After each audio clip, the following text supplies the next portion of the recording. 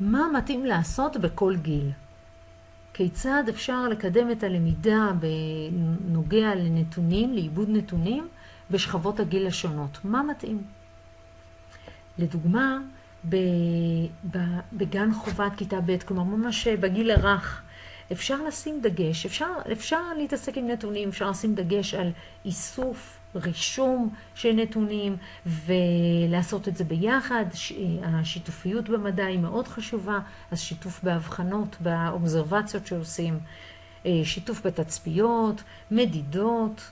אפשר כבר לשים לב בהחלט לדפוסים וליחסים בין נתונים, בין קבוצות. איך אנחנו מתקדמים? בכיתות ג' עד ה' אפשר כבר וחשוב לשים דגש על גישות כמותיות, למשל ניסויים חוזרים להשגת נתונים וגם נתונים איכותניים, כלומר תיאור או ציור או תמונה. אפשר כבר ללמוד להציג נתונים בטבלות וגרפים, זה מתאים מאוד, זה אפילו בכיתה ב' כדאי להתחיל, השוואת נתונים בין קבוצות שונות, וכבר אפשר להעריך טיעונים של קשר סיבתי ולהתחיל להבין את הנושא של גורם ותוצאה. בכיתות ו' עד ח' אפשר בהחלט להכניס יותר ניתוח כמותי בחקירה. חשוב מאוד להבחין בין סיבתיות לבין קורלציה. קורלציה, כלומר מתאם סטטיסטי, לא תמיד אומר שמשתנה אחד גרם למשתנה השני. כלומר היה יחס סיבתי. אפשר כבר להשתמש בשיטות סטטיסטיות בסיסיות, למשל בממוצע, בחציון וגם בשונות כדי לתאר נתונים.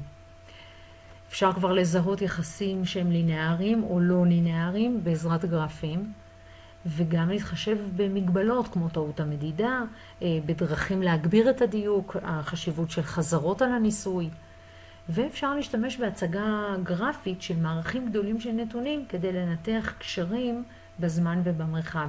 לדוגמה, חקר שאפשר לעשות על תנועה וכוחות. מדוע אני צריכה לחבוש קסדה כשאני רוכבת על אופניים? זאת יכולה להיות השאלה הכללית של המחקר. ממנה צריך לגזור שאלת חקר. ואז אפשר למדוד את המהירות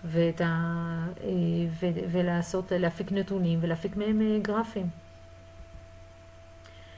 בכיתות של התיכון כדאי לקחת את המיומנות הזאת רחוק יותר, לאנליזה סטטיסטית מפורטת יותר, סטיית תקן, ממוצע, שימוש במודלים חישוביים לייצור וניתוח של נתונים.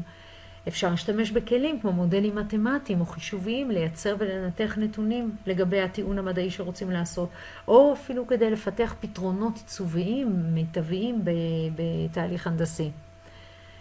כדאי לבדוק את המגבלות לניתוח כמו גודל המדגם, טעות המדידה, זה מאוד עוזר ליכולות הטיעוניות והחשיבה הביקורתית.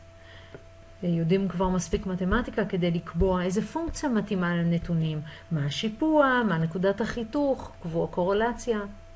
ואפשר להשוות כבר, לא רק לקחת מערך נתונים אחד, אלא להשוות בין מערכי נתונים מסוגים שונים כדי לחפש עקביות במדידות ובתצפיות. בעצם נכון שהסדרה האחרונה של השקופיות מדברת על ההתקדמות לפי הכיתות, אבל הרבה פעמים אתם תפגשו בכיתה ט' תלמידים שלא עשו חלק מהתהליך הזה, ויכול להיות שמתאים להשתמש בהתקדמות הזאת מהתחלת הקורס ולהתקדם לאורך השנה או לאורך השנים לרמה יותר ויותר גבוהה של ניתוח נתונים.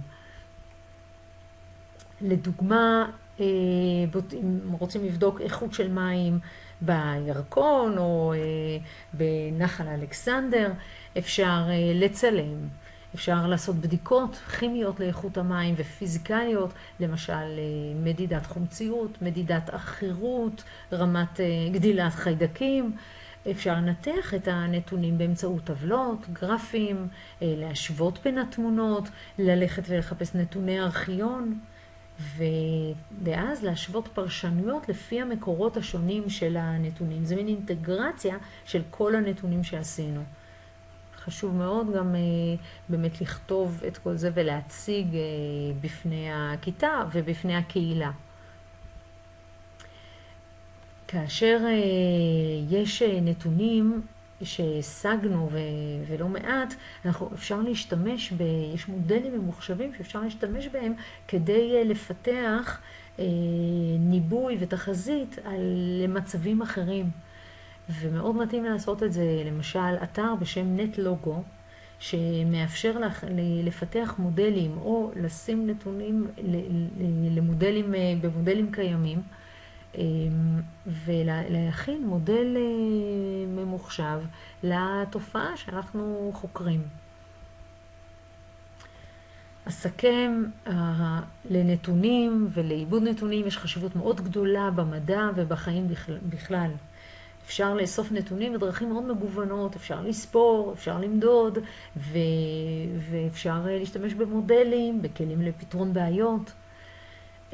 הניתוח של נתונים יכול להתאפשר באמצעים סטטיסטיים, אמצעים גרפיים, אמצעים שונים, כדי למצוא דפוסים ומגמות שאנחנו יכולים להוציא מהם משמעות. חשוב גם לשים לב על התחלה בצורה יחסית בסיסית, ברמת חשיבה קצת יותר בסיסית, אבל לא להזניח את זה ולהתקדם, לקדם את ההוראה של עיבוד הנתונים לאורך השנה או לאורך שנות הלימודים, לאט לאט ברמה גבוהה יותר של מורכבות.